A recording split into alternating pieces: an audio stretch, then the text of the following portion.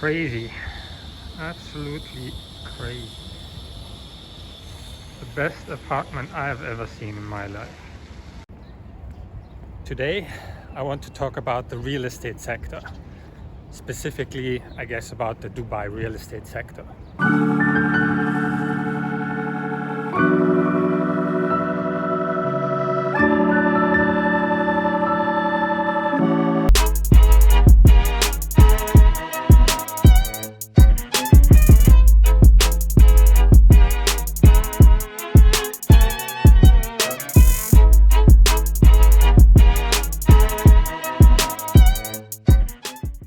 Let's start off by visiting a 10 million US dollar apartment in One Palm.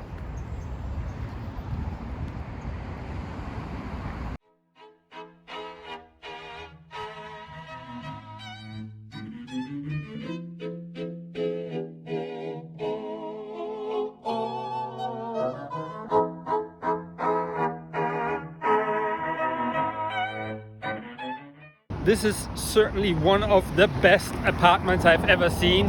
Amazing quality, amazing location. Probably not in my price range though. It seems that this is everyone's dream, to have a big house, to have a luxurious apartment. It's constantly in the media. To have a big house is basically the American dream, and it seems to be also Dubai's dream, and certainly real estate is something that Dubai is extremely well known for. But is it what governments and individuals should be striving for? Elon Musk recently announced on Twitter that he will sell almost all his physical possessions. He will own no house. In a separate tweet, Musk explained, "Devoting myself to Mars and Earth, possessions just weigh you down." Apple recently became more valuable than all companies in the FTSE 100.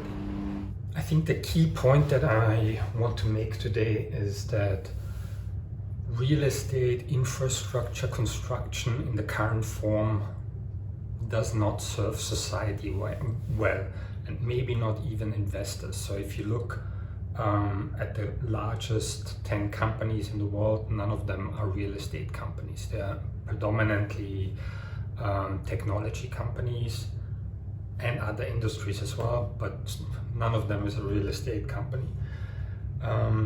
I do understand the value that real estate adds to Dubai. It provides steady revenues in the form of land sales and constant benefits also in the form of real estate transactions. So that's definitely clear. Also, landmarks like the Burj Al Arab and Burj Khalifa attract massive amounts of tourism to Dubai and increase land values, but need to think more long term. And there are a number of very nice articles, one of which is from the World Economic Forum, why sustainable infrastructure is a key part of rebuilding the post-COVID economy. I'll add the articles in the description below again. It talks basically about ESG principles, the environment, social and governance principles, driving forward the sustainable infrastructure pipeline, roads, buildings, energy, water projects with due consideration to economic, social and environmental principles. It also talks about how during the COVID pandemic, the less fortunate, the poorer people have suffered the most, and the inequalities of societies. And there's a nice article from the BBC, COVID-19 Singapore, a pandemic of inequality exposed. So it talks about the migrant workers in Singapore living in very cramped accommodation and not being able to socially distance, and thereby there was a large amount of COVID spread within those communities. And this article from the World Economic Forum basically refers to that point, that during the pandemic, the less fortunate were harder hit because the infrastructure is not set up to suit them, to socially distance, etc. But this is not just housing, but it's the overall infrastructure. What's needed now is deep socio-economic rebuilding, during which we will be called upon to clearly express our values. Crisis brings devastations, to be sure, but it also brings an opportunity to reevaluate what kind of society we want to create for future generations, and it goes on. But this is a little bit also what I've mentioned in one of my previous videos, where I said never waste a good crisis. And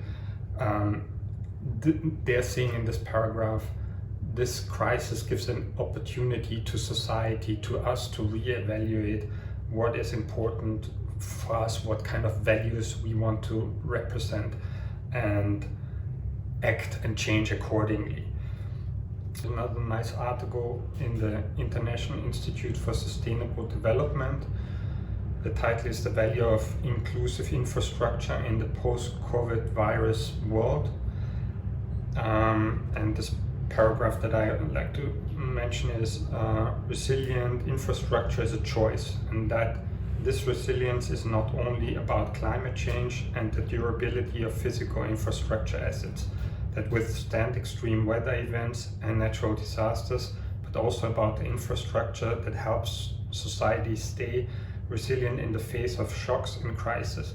It is about inclusive infrastructure that helps the most vulnerable segment of society withstand shock waves. There's a nice article in Future Planet, what net zero carbon really means for cities. And basically this article looks at what it would mean for London to become carbon free by 2050. And it also mentions that the built environment is responsible for 40% of UK's total carbon footprint, according to the UK Green Building Council. They're also mentioning steel, for instance, which is often used for building skyscrapers, is responsible for at least 7% of global CO2 emissions. Cement is responsible for about 8% of global CO2 emissions due to its wide use as cities rapidly develop. Dubai Industrial Strategy vision is to become a global platform for knowledge-based, sustainable and innovative industries. And I would argue that they should apply this more in the construction and real estate sector. There are fundamentally different requirements now for us to avert climate change, to improve inequality or reduce inequality. And I think it's relevant that Dubai introduces more stringent, more conservative, more sustainable building code, because it's still a young city, it's still growing. Rather than do retrofitting, it would be great if buildings were immediately built very sustainable.